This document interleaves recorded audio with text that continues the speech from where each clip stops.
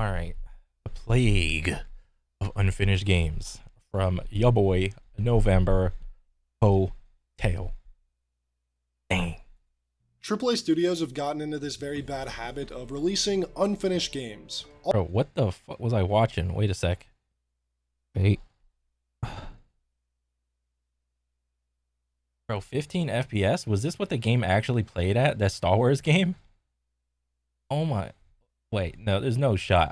It had to have been like 30 at least, because like maybe this is just what like the video uploaded at or whatever. I don't know. But if that was like what it played at on console or whatever, like holy. Almost every single major title. What the heck is this? Dude.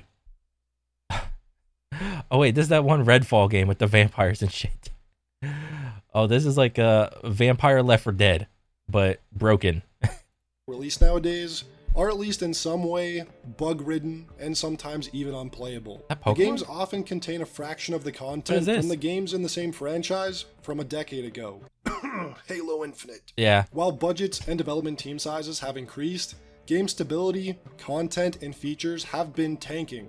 Features like... Why is that though, dude? Like, I mean, yeah, you to some degree you can argue like something inflation. But if you have a bigger budget and you're a game dev, are your plans for a game so lofty that you just can't even execute on your vision? Like, what the heck? Like split screen, voice chat, save slots, and scoreboards are all of a sudden now too hard to implement, despite being... Yeah, I was there for all of those.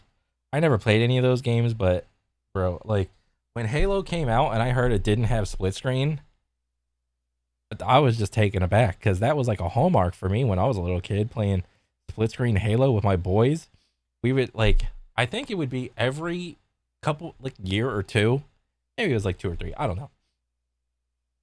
That me, like I would just have my buddy over and we would just be bored and all of a sudden we'd be like, hey, you want to play Halo on Legendary on split screen co-op? And both of us would just be like, yeah, that sounds good, let's just do it. And then he would come over in the morning and we would just play hours on end, you know, as like good what do you call it, a law-abiding society providing 25-year-old men. Staple features for most games, again, a decade ago, if not required. Some studios still shine above the rest as an excellent example of prioritizing the player experience, and have been reaping the benefits of doing so. Honestly, the games that I see doing this are, to me, are single-player games. Single-player games in the last, I don't know, 3 to 5 years, like all the Souls-like games, all the single-player type games where you fight like unique bosses and with unique boss patterns and there's like a little gear system or whatever. I think a lot of these games just knock it out of the park. Whereas if you think about the live service multiplayer FPS genre, it's just a trash can, dude. It's horrible. Financially, so many indie games are reaping the benefits right now. Yeah. And for bigger studios like Larian and From Software, they're just there to please the fans, and it's paying off big time. Hell, FromSoft just had one of the smoothest game launches ever a few days ago with the release of Armored Core 6. Bro, AC6 was my first time playing like an Armored Core game, and holy crap. Beat that bitch 3 times, oh my god. That game was so good. A feature-complete love letter to mech game fans with completely free customization options for players to create their own in-game... Yeah, that was crazy. They just give you the colors. And they have a little multiplayer thing in this game. It's like, here, just take it. They're just fucking colors. But nah, in other games, like every other FPS genre that's a live service, nah, you gotta pay $25 for a blue dog. You want that blue? You want that red, black, and gold skin? Bro, that's gonna be like $50, dude. All right, you want to flex on the pores? Sheesh. It's gonna cost you an arm and a leg. Game skins and designs. No microtransactions necessary to make your mech look how you want. And while the game itself is not some revolutionary title by any means, AC6 is just a solid video game that knows what it is and does it well. Yeah. I won't miss. Secondary shield down. Now, I'm sure most developers would love to deliver games like the ones that fans have been celebrating the most this year, but unfortunately they work for some of the large, soulless Western game studios. Although, like in previous videos we pointed out... Bro, what is that crosshair on this game? I don't even know what game this is. What is that crosshair? Several developers from those studios like Ubisoft, Activision, or Guerrilla Games really do like to try and convince everyone that this is all impossible. Wait, what is this? This is not a new baseline for RPGs. This is an anomaly, trying to do the same thing in the same way, especially without the same advantages, could kill an entire group of studios. 7 /. Oh, so this seems like it was part of a thread. If they go as big or bigger with their next title, and this is the thing, dude, like with content, and this is true of everything, movies, books, I don't know, music, video games. Whenever you're making like a sequel to something or a trilogy, there's an expectation that the audience has that the next movie or next installment of said thing is supposed to be bigger or as big when the next thing comes out. And I think the best movies that did this right is gonna be Lord of the Rings. Lord of the Rings did it the best. You had the Fellowship of the Ring, where your scope was, you know, you had your fellowship and you're just starting to walk everywhere, and then by the end of the movie you're just like piddling around with like 2 dudes, and then the group gets split up and so on and so forth. And then they had that little Orcai fight where it's just like a squad of like Navy SEAL orcs or whatever. So there was like a little fight scene, but then the next movie, Twin Towers, comes out, and okay, oh, it's like 10,000. You get our first installment of an army v army battle. All right, and I think that was freaking awesome. And then the next movie comes out, Return of the King, and those armies were even bigger. The battles were even bigger. They were longer. I think that trilogy right there was probably the best version of like big, bigger, biggest. So just take that into context. But okay, so if they go bigger or better with their next title, or bigger, Larian themselves could die. That's the risk and reward of the mega game. So is it a mega game or is it not a mega game?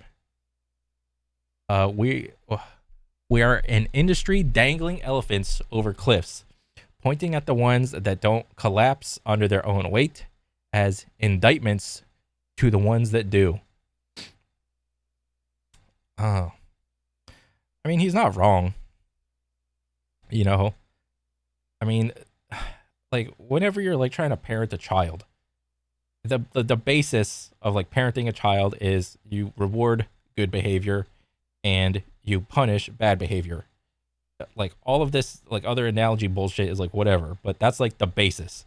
All right, so we can just take that little snippet and transpose it onto the gaming industry. When our beloved developers make a good game, we praise them. Ah, yes, confetti. All right. But then when they make a shitty game, you're just going to get all the downvotes, the bad reviews, the ones, the zeros, the down arrows. I mean, what do you want, dude? Possible games like Elden Ring or Baldur's Gate 3. And all the while, these devs are working for corporations with far... Oh my God. In accordance with a recently published financial statements, Ubisoft has a current valuation. The value.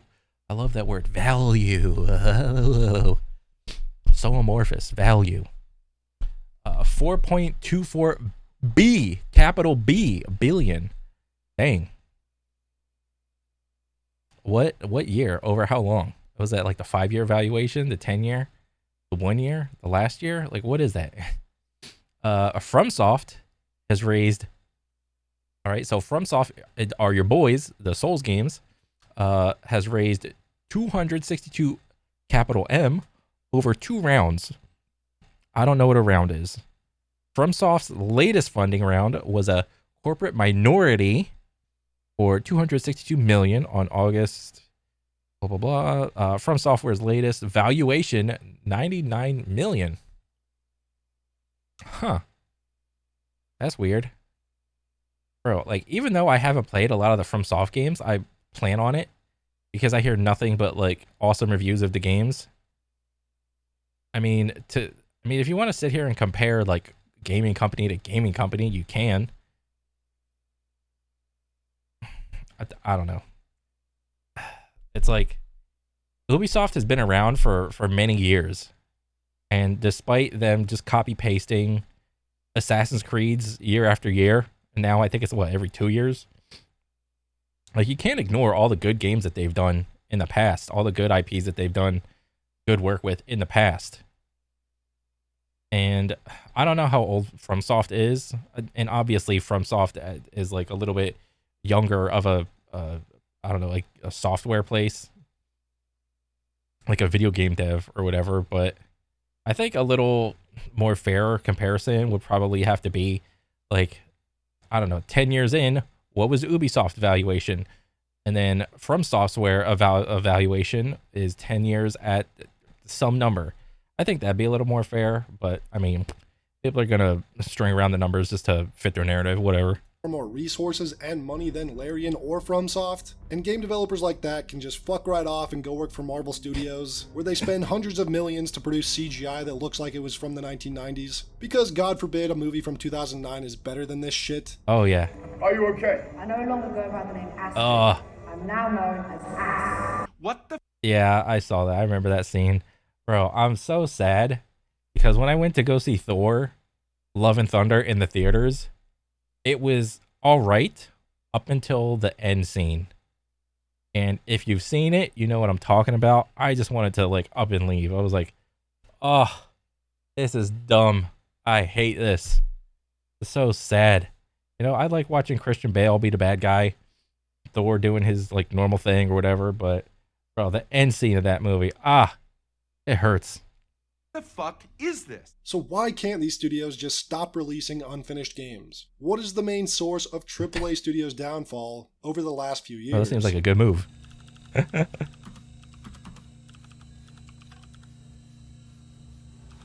Software as a service. I believe it's the games as a service concept that not only applies to multiplayer games, but single player ones now too. This corporate mindset has encouraged studios to ship now, fix later, and exploit the wallets of players for years down the road. And oftentimes we do see... Wait, is Cyberpunk a live service single player game? I had no idea. Some of the lead developers I know from Destiny studios, is, but Destiny kind of Destiny's kind of weird. Like, you can single player the Destiny like from beginning to end, but you're not gonna have that great of a time. Anytime I've seen people playing Destiny, it's always like they got their boys with them. All right, so in that respect, I would probably try to classify Destiny as like a multiplayer, but I don't know. Maybe I could be wrong. Even brag about how to pull off this scheme at GDC conferences. Over delivery is actually dangerous. Oh, that did not age well. What is it? What's the beginning of this? Where it's like under promise, over deliver. So in that way, the customer will be like delightfully surprised. But then here comes this dude saying over delivery is bad. You want to under promise and under deliver.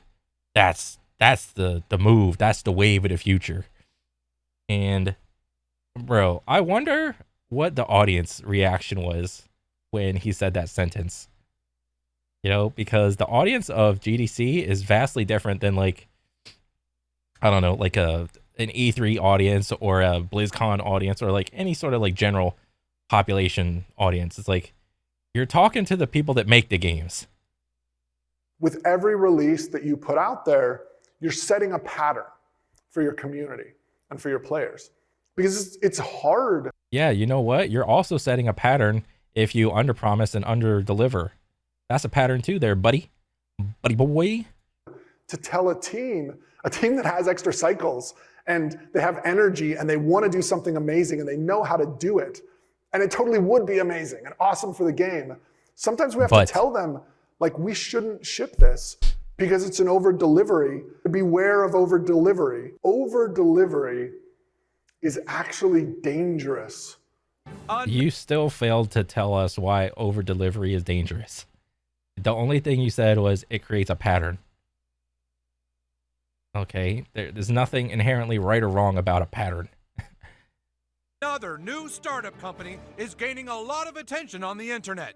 They're a company that does absolutely nothing, and they're called Bungie Studios. Have you noticed how everything has become a subscription lately?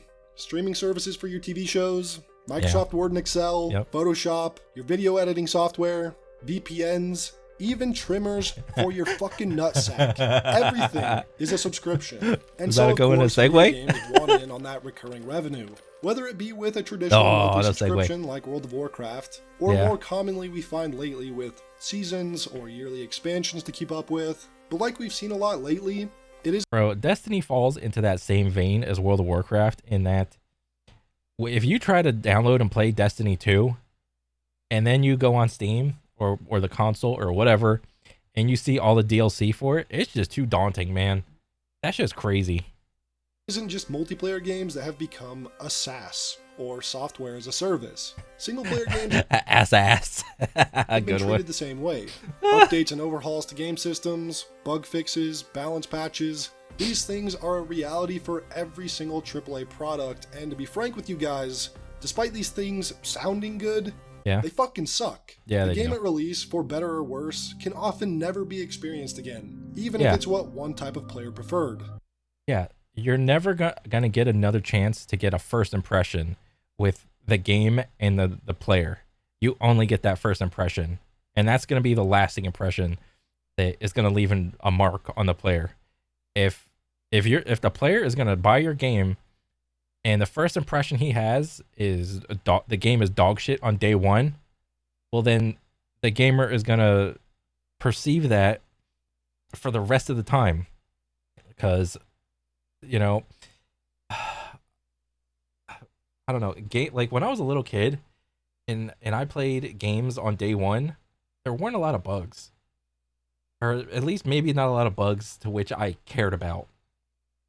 But there was like this intermediate era of, I don't know, maybe 10 to 15 years ago, where I would just start buying less and less games on day one, because I would have, I don't know, like just bad experiences with games on day one. You know, the servers would break, there'd be some sort of browser bullshit thing, there'd be like some day one patch or whatever.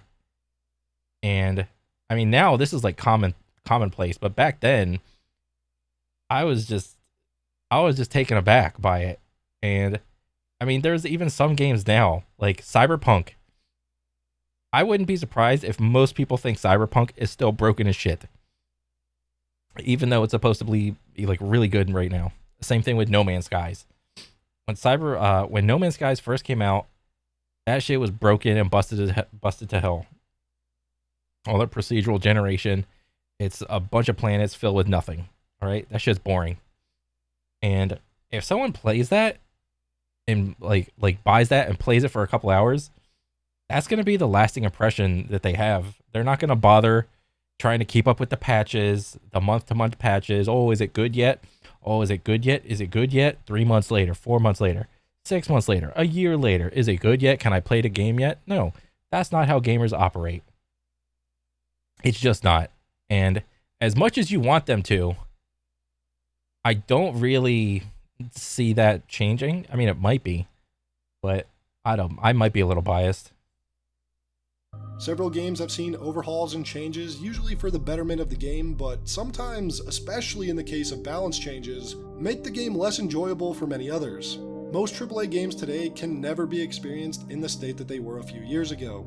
Some will of course say, but the game gets better with each update. Really? Yeah, but who gives a fuck if it wasn't good on day one? Why would I expect it to be good later if it couldn't deliver on day one?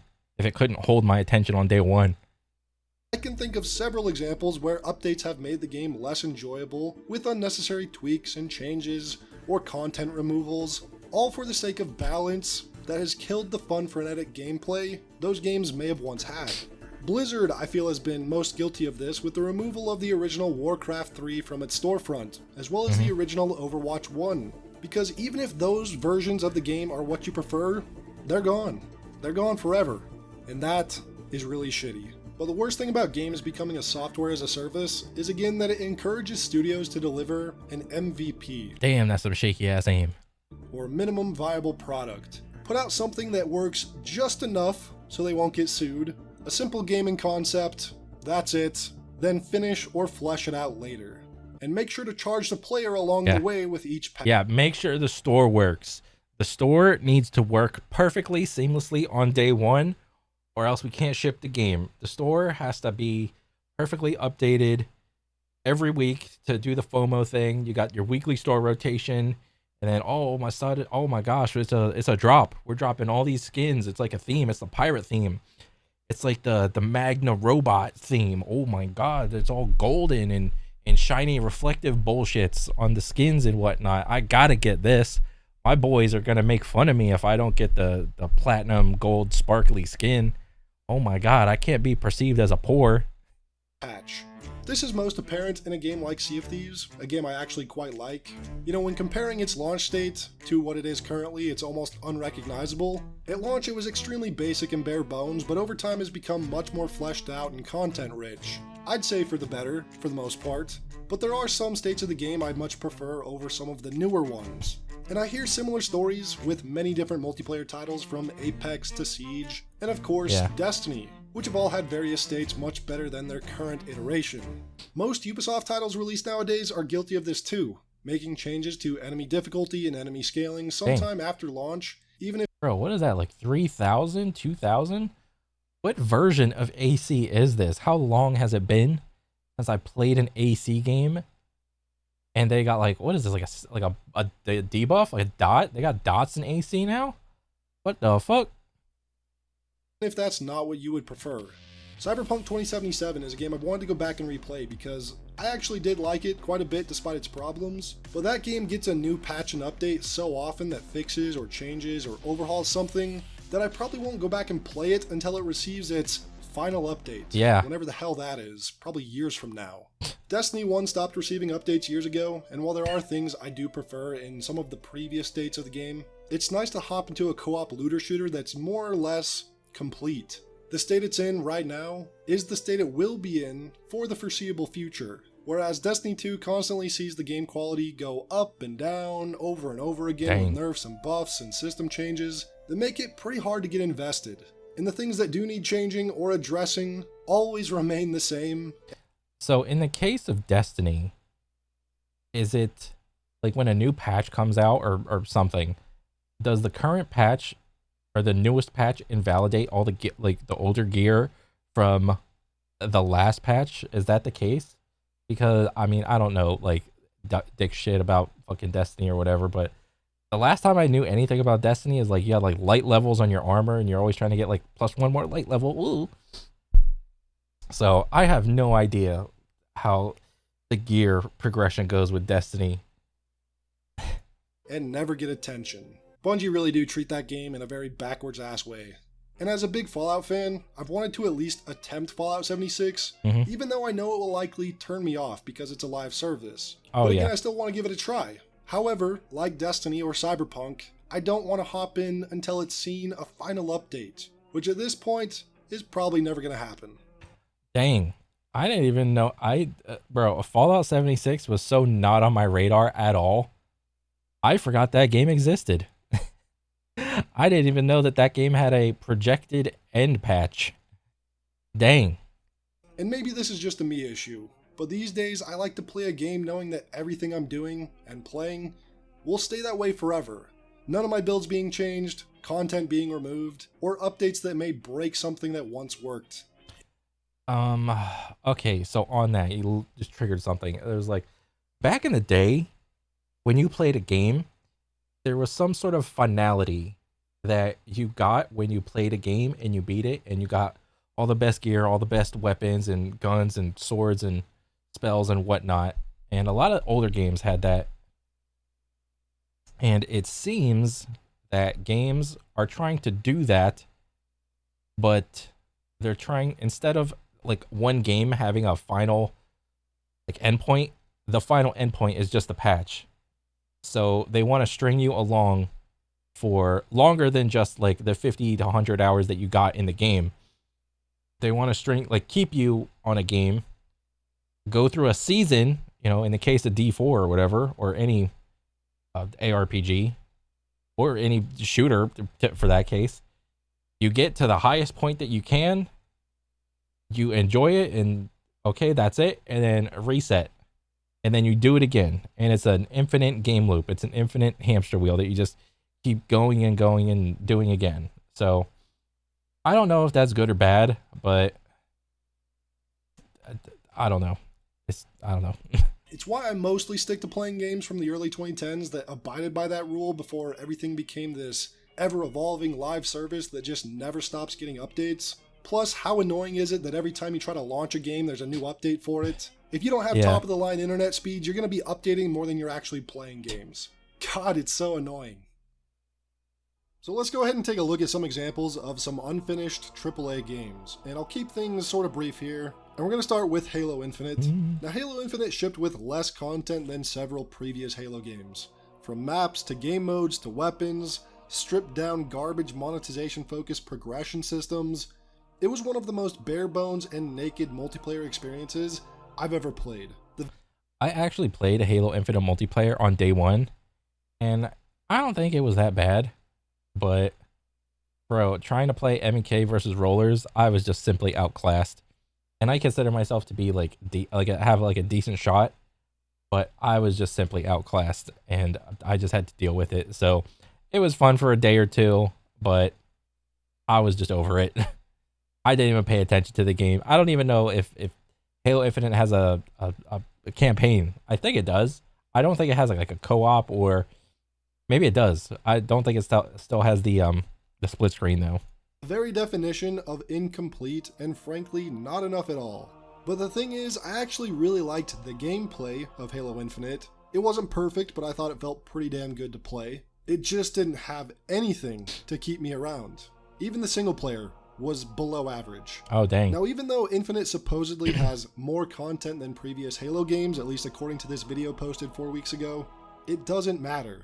It's been 2 years. Nobody cares. Especially since progression is still awful. The 5K peak at the 24-hour mark. Awful. You lost the majority of the player base due to the state Infinite was at launch, and I don't think it will ever fully recover, no matter the content updates.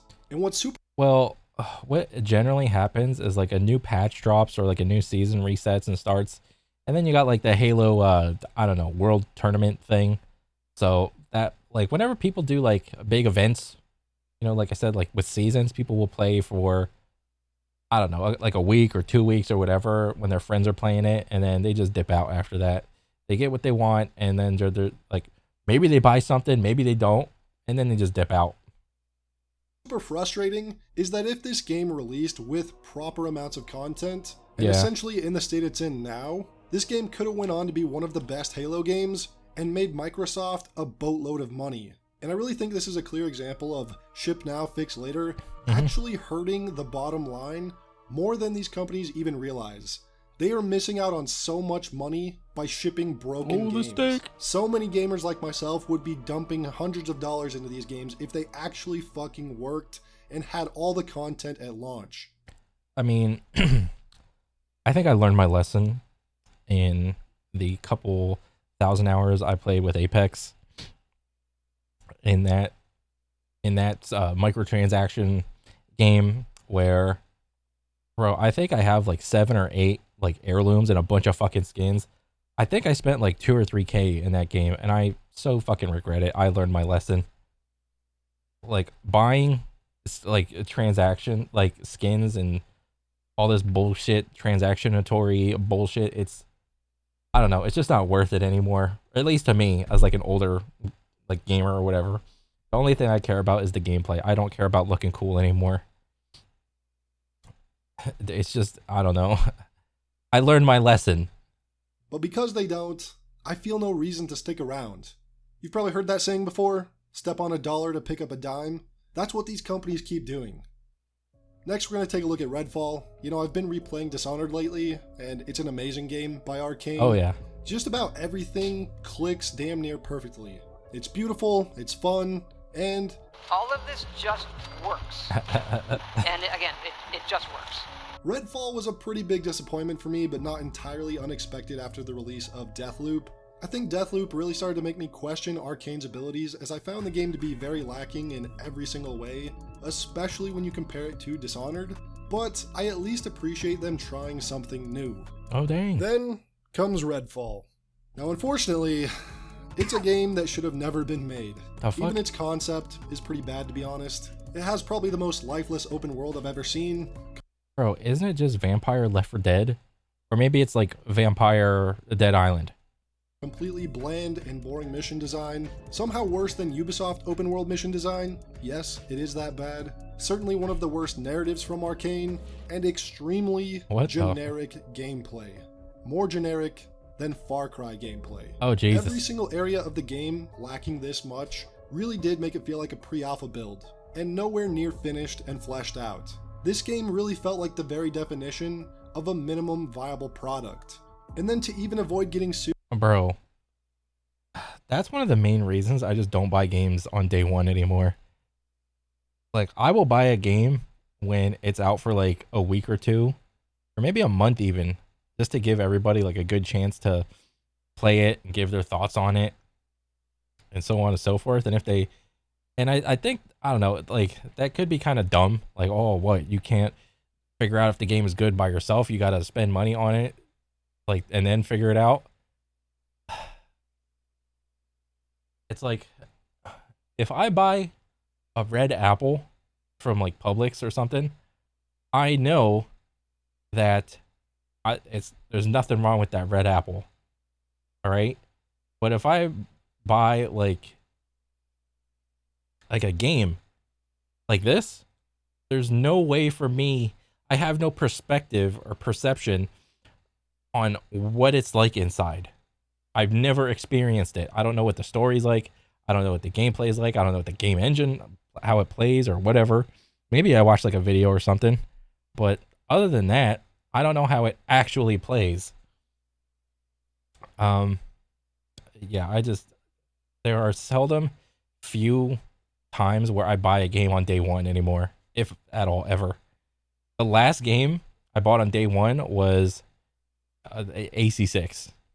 Dude, even further, all physical copies of the game received a very special sticker. See, the game's case says 60 FPS on the back, this sticker was there to specify that 60 FPS performance mode was not available at launch, again, to avoid getting sued. I mean, what more proof do you need that Redfall was an unfinished video game? Oh, Jesus. Battlefield 2042. Oh, God. Bro, this is like a layup right here. I mean, what else can we really say about this game at this point? This game's launch was pathetic. No campaign, no classes. Bro, I will tell you, the best thing about a Battlefield 2042 was all the great-ass fucking reviews that I got to watch on YouTube. Bro, you see that Angry Joe review on this game? Oh my God, I have never laughed so hard in my life. Bro, I saw like the what do you call it? The little hover ships being like infinitely respawned, and then they were just climbing up the building, and that's all people were doing. They were just spawning hover ships and climbing up the building, and just doing their thing. Oh my God, I laughed about as much as like a stand-up comedy routine, dude. Lack of maps and modes, lack of weapons, and basic features like a scoreboard, server browser, persistent lobbies, stats page. All of this is gone. And it was one of the most broken Battlefield launches, with hit detection problems. Reviving teammates was basically a dice roll if it would work. Just a depressing game at launch. And again, despite it getting content added later with seasons, who cares? Yeah. The game is still pretty much dead at this point. Hey, it's more popping than Halo. But I mean, I think Battlefield, didn't this game get like better over the years? I mean, I don't know, Battlefield versus Halo, like modern Halo Infinite versus modern Battlefield 2042. Halo's a controller game, and Battlefield, I think it was initially a controller game, but since it like transferred onto Steam, it started becoming I don't know, it's like a cross-play game. Like you can play either or essentially. But yeah. Point. Cyberpunk, Fallout 76, Jedi Survivor, Dead Island 2, Forspoken, all of these games at launch were broken messes and lacking content. Hell, even expansions for games like Destiny 2 Lightfall. Expansions that lack content. It's just frustrating. There's so many unfinished, unpolished, and not enough content-filled games. And you know what? It's not even about quantity of content sometimes. The quality of so many games released lately are so below average, despite getting crazy high reviews for some reason. For some reason. Oh. Go back. The quality of so many games released lately are so below average, despite getting... Oh yeah. Never go by the critic score. Always go by user score. The critics are the paid shills.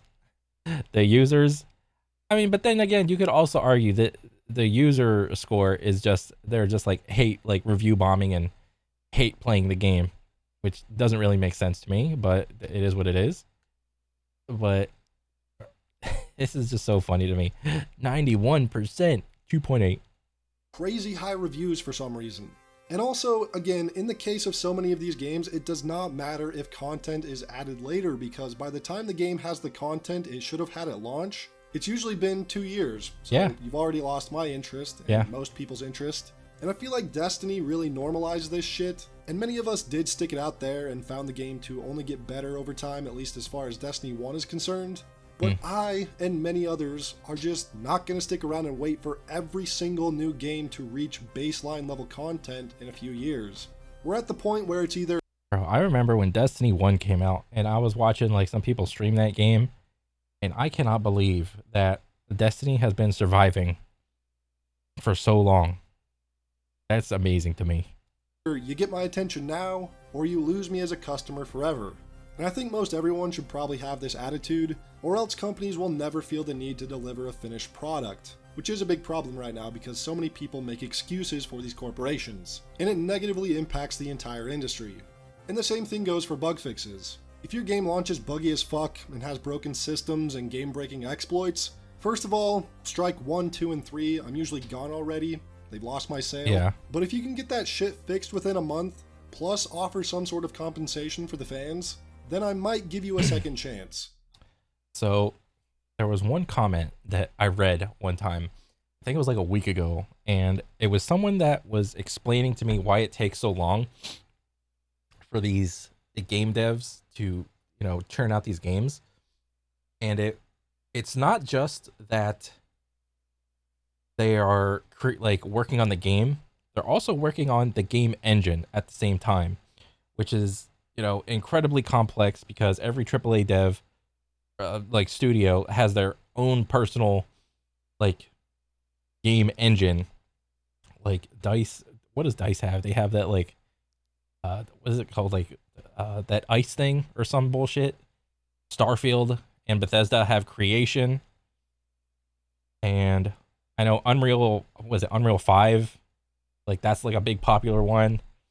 But yeah, it's not just that they're working on the game itself, they're also working on the game engine and trying to update the game engine as well. And apparently that's really complicated. But I mean, yeah.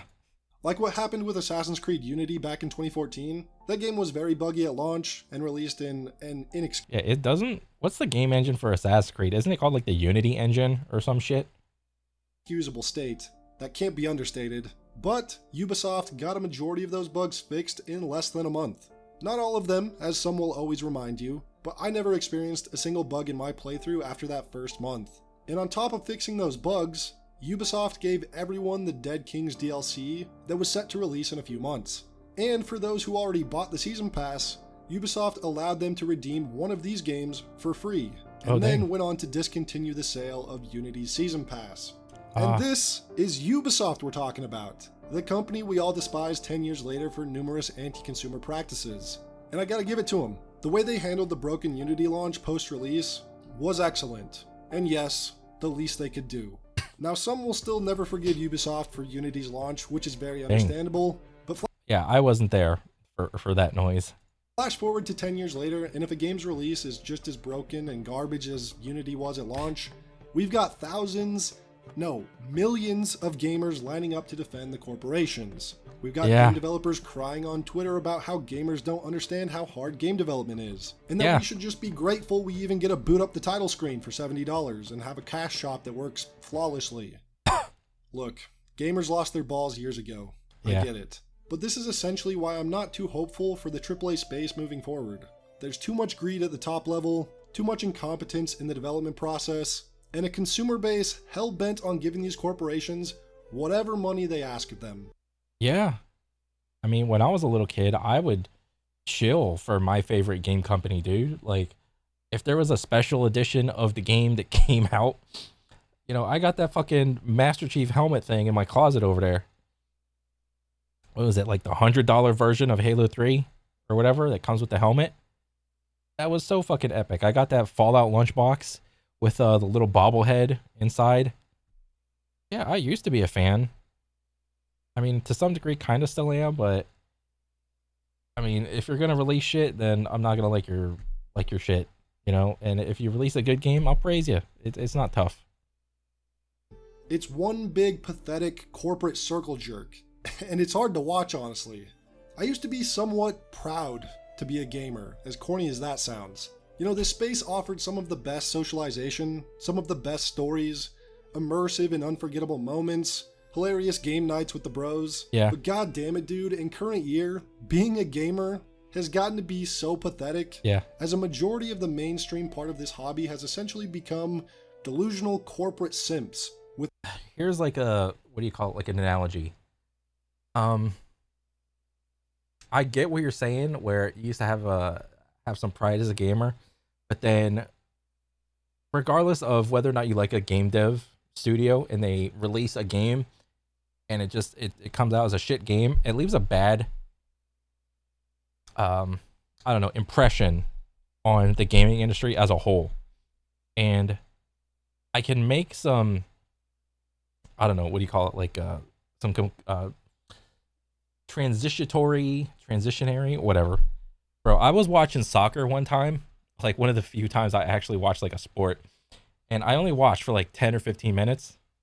And in that time, I think I watched people on both teams fake the most ridiculous fucking fouls I've ever seen in soccer. And this was about like a year or two ago, man. Like when these soccer players, like, you know, they get slide tackles and then they like do all this fucking rolling around and like, oh my God, my knee, my shin, I'm injured. I dislocated my bullshit, this, my that. And then like 2 seconds later, he's up walking around like, oh, I get my free kick. It's like, that's not very inspiring for me as a normie to try to latch onto your sport. All right. When I see like big professional soccer players getting told by their coaches to like just play and act fucking injured, or like this happens in basketball all the time. You know, people like fouling, throwing elbows, pulling shirts. It happens in football all the time with like pulling helmets, pulling shirts, and all this shit. Like pass interception, like, you know, you're blocking the interceptor or whatever sport.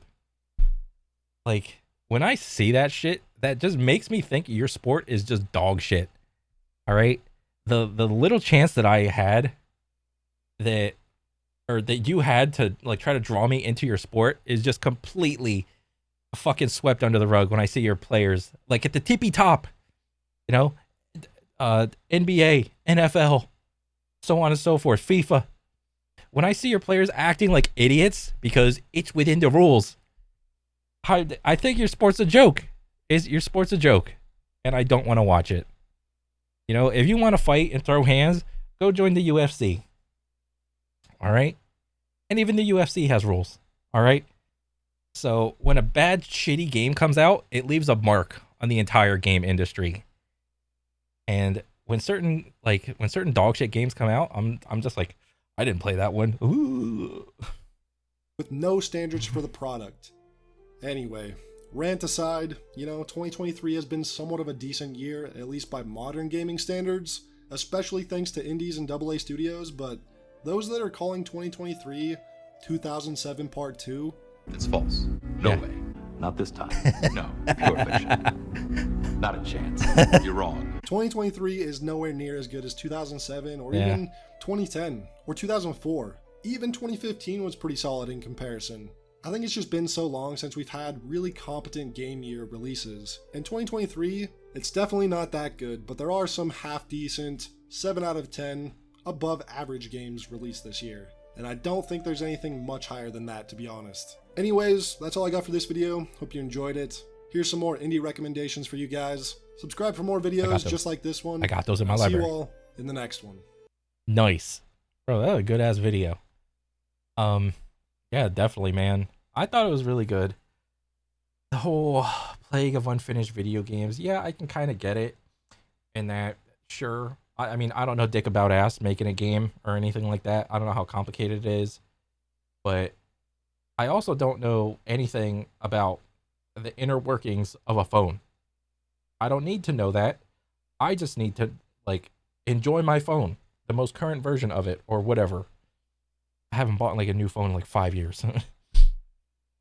I don't need to know that. All right? I just need to know how to swipe and shit. I don't need to know how the inner workings of a car happens. I just need to know how to either turn the key or press the button and hit the gas and the brake and steer. All right? That's all I care about. All of this, you don't know how complicated it is to make a game. I mean, I get it to some degree. And in that case, I'm a little, like, empathetic, but I mean, and on top of that, you got, like, pressure from, I don't know, if you're a AAA dev, you probably got pressure from, like, coming down on you from, like, the stockholders or whatever. So in that case, I kind of get it, but still, if a game comes out and it's not good, like I'm willing to, like, give a little bit with how good a game is on day one from certain, like, game developers.